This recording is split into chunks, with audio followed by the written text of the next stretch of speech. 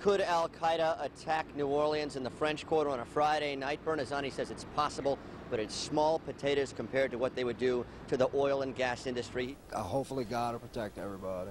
Well said. Maybe your neighbors will have a change of heart after seeing some of the broadcasts and the projected models of this storm. Liz and Michael, lots of emotion behind having to pick up and leaving your home on the West Bank or anywhere else in Louisiana. But everybody here at the Hilario Center who have come and gone and are waiting for buses, doing the right thing, getting out of harm's way. Just completely ripped to bits from the inside out, the Hilton Hotel in Nassau Bay, Texas. And as we come into the lobby, this is surreal.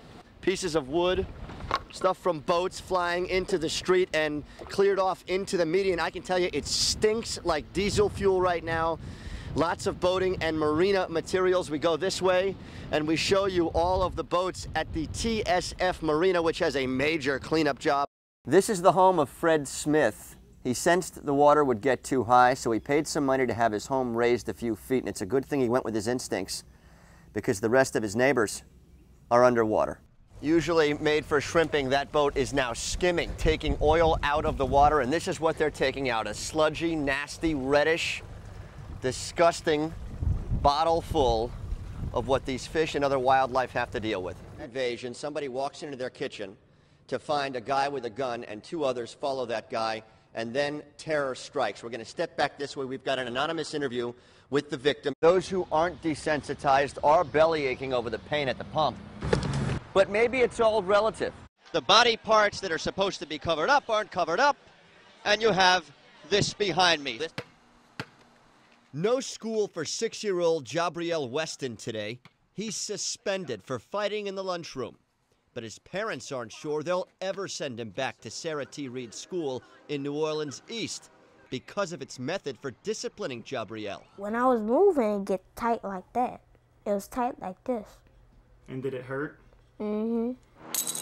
He was handcuffed last Thursday by an armed security guard, say Robin and Sebastian Weston, and they've got a written letter from the school admitting Jabriel was cuffed after becoming unruly.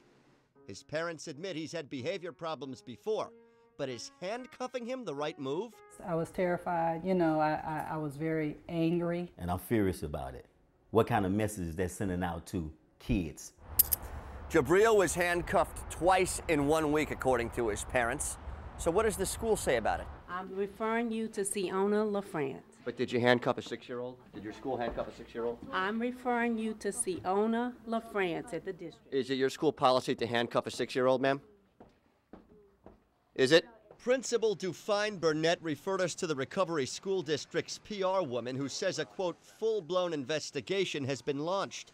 The family says Jabriel's feet were also cuffed together Thursday, and he was only suspended after his father complained at a meeting Friday morning. This is a school. This is not a prisoner. The principal and the security guard indicated to me, if necessary, we will do it again. So this is when we graduated from SEAL Training's Hell Week. We had 122 guys that started and 11 that finished. That's how they took down the compound at bin Laden. Retired Navy SEAL Garrett Schwing didn't take down Osama bin Laden, but when he read the news of the death, he was sure those behind it were just like him. And the first thing was, I knew it was a SEAL team. The second thing was, I wish I was there. Schwing is a 40-year-old from Folsom, a family man and a manager for a pharmaceutical company who once owned this Mandeville dive shop, SEAL Sports. It's where he tacked this bin Laden bullseye photo to the wall almost 10 years ago, just after the September 11th attacks. His SEAL days are long gone, but sometimes when news breaks about the most wanted menace on Earth, Schwing gets that old feeling back. Man, how happy you think that guy is when he saw bin Laden's eyes in that crosshair, and he squeezed that trigger. That'd be an amazing feeling. I don't think there are a lot of people that could actually kill somebody. So I think the number's around 2 to 3% of the people that could actually pull the trigger. And good thing is all 2 or 3% are in the Navy SEALs. It's a group that only allows a special kind of person. Being a member can be glorious, but also comes with grief. He's lost friends to bridge hangings in Fallujah, Iraq, and to bombings across Afghanistan. He says it's very possible he knows some of the men who stormed bin Laden's compound in probably the most famous Navy SEAL mission to date. But for SEALs, it's not about celebrating, at least not with those outside the group.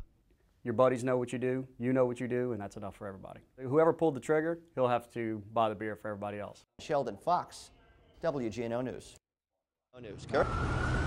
At first glance, Duncan Plaza tonight looks like a flashback to 2007, when a homeless encampment dominated the park steps away from City Hall.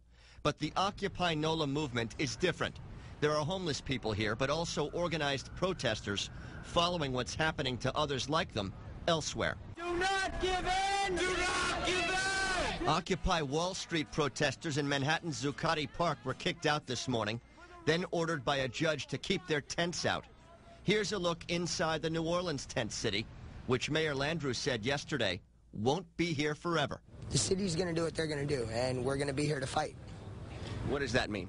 We're going to be here to back what we're fighting for. Our idea is that we are building the community that we dream of. Many of us actually have homes that we do live in, but we've chosen to set up camp here. We've got 2 computers going. I'm producing and moderating the chat. What do you say to those who have that conception or misconception that this is just a homeless shelter? It's not just a homeless shelter. Beyond a broadcast center here, what else do you have that we might be surprised about? Over here, we have our wellness tent. We have a doctor that comes at least once a week. We have a welcome team normally staffed here during daylight hours. We prepare 3 meals a day for approximately 150 to 250 people. The lentils today happen to have a ham hock and a hand shank in it for those that eat meat. Little southern flair. Yes, indeed. A gentleman recently passed away in his tent.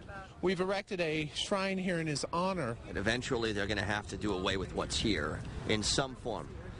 What happens if they follow suit and do what New York did? Well, here's what I want to know. How do you kick people out of public?